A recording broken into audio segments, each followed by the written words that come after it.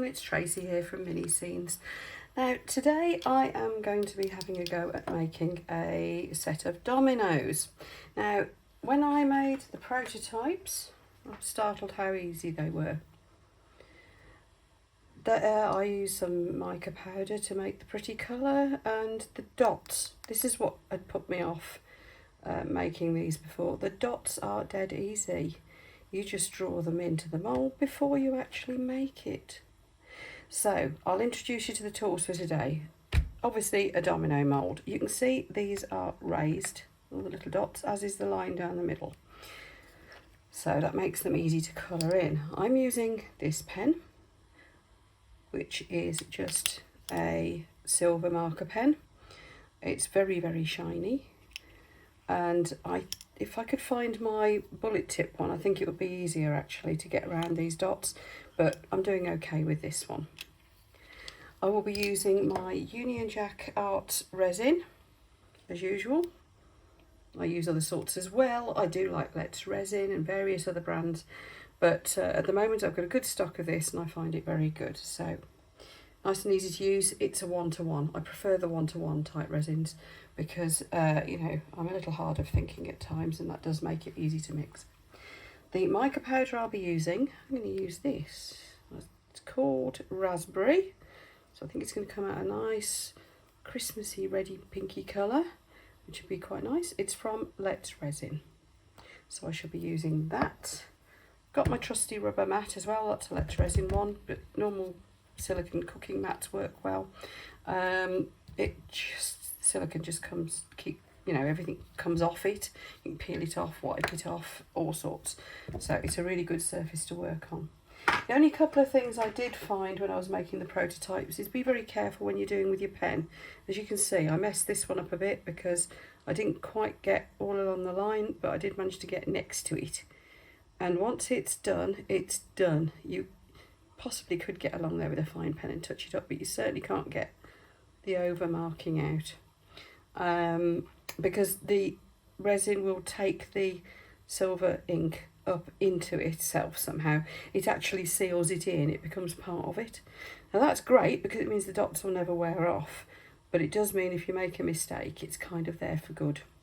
So do take your time.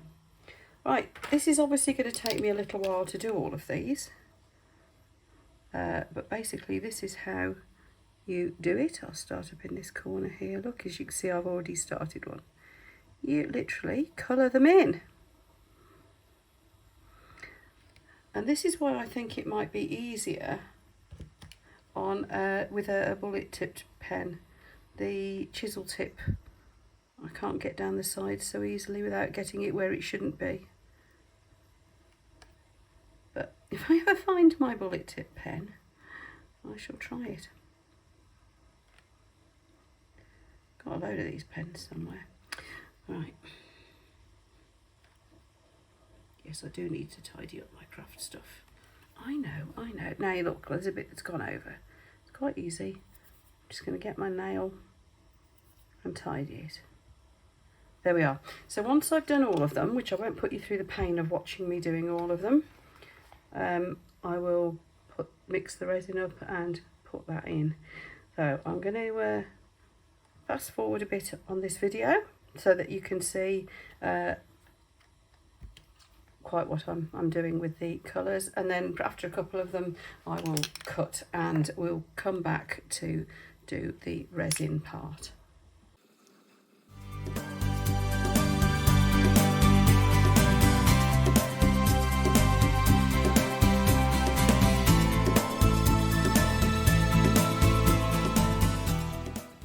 Just need to share something quickly with you folks. While I've been doing this, as you can see, I'm a good way along the line now with it. I had a couple of brain waves. The biggest was the cleaning up where you get the silver where you didn't want it thing. And this is the one I wanted to share with you. I was a bit concerned using my thumbnail to clean where the resin, where the silver shouldn't have gone. With my thumbnail, I thought I'm going to scratch these moulds if I'm not very, very, very, very gentle, but there's still that risk. Now look, watch this. There you go, I've gone over deliberately there. Can you see? Can you see that? On this one here. Now, here we go. This was the brainwave rubber brush. And look at this.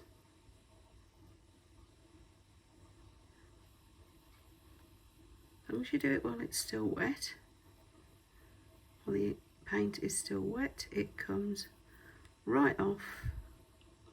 And in fact, you can even push it up to the line. There we are. And that, I think, is a lot better. Just use a cotton wool bud for any remaining residue, maybe. I don't know, if you wanted to. But there we go. I think that's pretty amazing. Just thought I'd share that with you. Right, I'll go back to finishing this off and back for the pour. Right, here we go then. I've mixed up my resin. Just quietly degassing over here to the side. The bubbles are popping nicely. I've got my mica powder ready. And as you can see, I've coloured all these in. The little tip with the rubber brush, that's worked a treat. I'm really pleased with how that's worked. And of course, it does protect the mould a lot more. So, now, because I'm going to be intensely impatient with these, I am going to put them into my resin drying gadget. It's fairly new. There are some things, to me anyway, there are some things you wouldn't want to use this for because drying, curing slowly is the thing, such as the Petri effect and things like that. Did seek advice on that one from the guru of the Petri effect, Daniel Cooper. Now, these, however, it's just mica in resin. It's not a problem. And I'm impatient and I want to be able to show you lot quickly how nice this works out. Now when you get these little mica powders, they underneath the lid they have these little little rings like so. Peel that off and pop it in.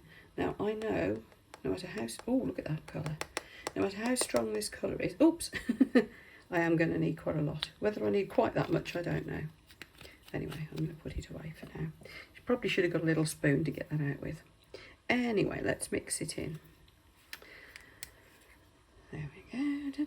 This is quite satisfying. Just go steady at first because you'll end up with mica powder all over the place. And, oh, darn it. I've forgotten my gloves again. I'm going to put them on before I go any further.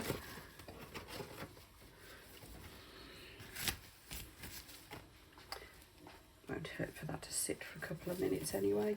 I did mix the resin first, and I know full well that isn't going to be enough to do the whole tray. I'll have to mix some more up. I've found that doing it, as long as you're sure you can match the colour, which obviously I'm just using the standard colour here. Ooh, it is pinky.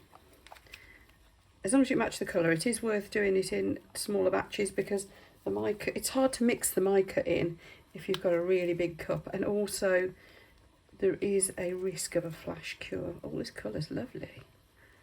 They're a bit girly, these dominoes, aren't they? I'm just making sure it's well mixed in, and then we'll go for it. This is the bit where I try not to get it all over my tray. I've put it straight onto the tray to go into the drying machine because lifting it while it's wet is clearly not going to be an easy task. So just pouring it in, it's as simple as that. And look at those mica pigments all going crazy. Let resin, well done. These are gorgeous mica pigment, mica powders. Very pearlescent, very intense colour. Mix well. That sounds daft. You'd think mica powder was mica powder, but some don't mix as well as others. These really did. Now I'm trying to get these the same depth because obviously they're going to be dominoes and you kind of want them all to be the same thickness.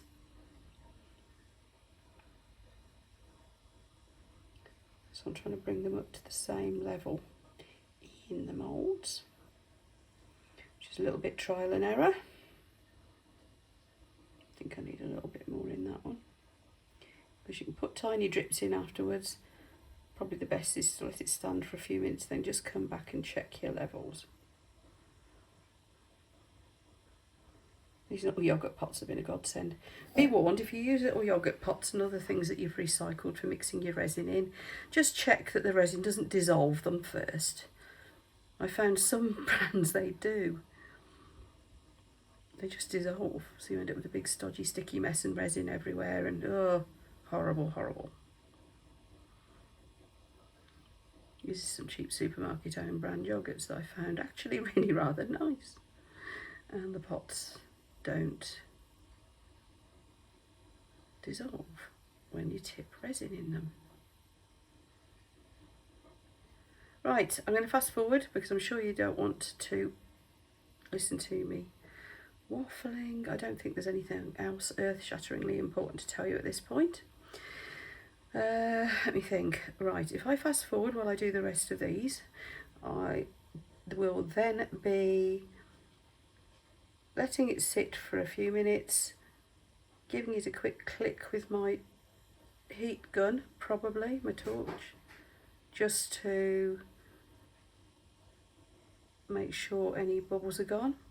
I can also see that the mica is settling into quite a specific pattern. Can you see there's like a shape forming in these? So I might just give them a little stir to try and get a nice swirly effect in it again. I don't know.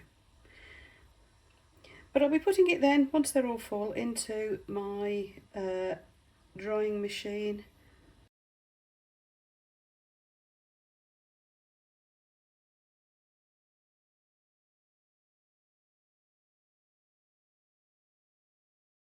These have been in my resin curing machine for an hour on quite high, so they will be very slightly soft. I should be less impatient, I should wait overnight, but I haven't.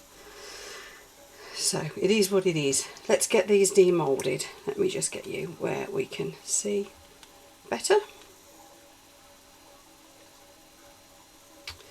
Love my resin curing machine. They were on offer when I bought it as well. Really can't use it for some things, but it's fantastic for stuff like this. So as you can see, still bendy, but that's okay. And let's see what the front looks like. There we go, there's our one spot. Aren't they cute?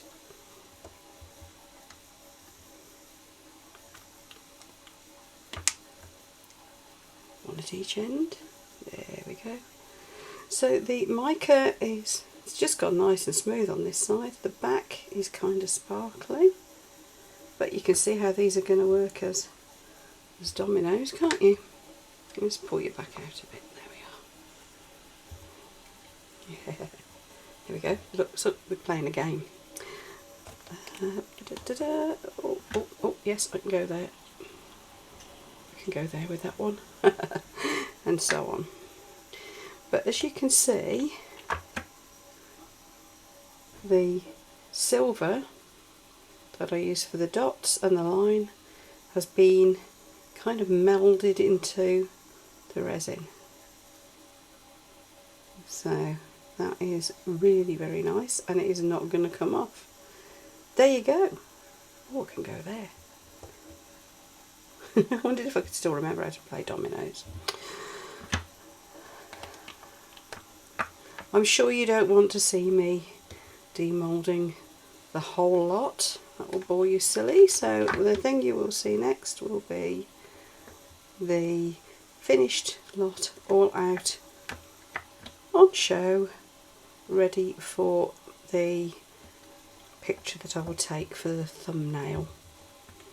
So I'm going to leave the rest of these for an hour or so. As you can see, this one's slightly tacky still. Probably just needed that little bit longer. Me being impatient as always. But basically, yay, there we go, we have dominoes. Thank you for watching. I hope you found this a little bit fun and interesting. I will be putting up a lot more videos over the next coming weeks. I'm being quite prolific and overexcited about this channel at the moment, so watch this space. Thank you very, very much to those who've subscribed. If you haven't already, down here you'll see there's a subscribe button. There's also a little bell. Now if you hit both of those, it'll keep you informed on what's going on my channel, and it will alert you to any new videos that I post up as well. So thank you for that. Your support is very much appreciated, and I'll see you again for the next video. Enjoy your crafting.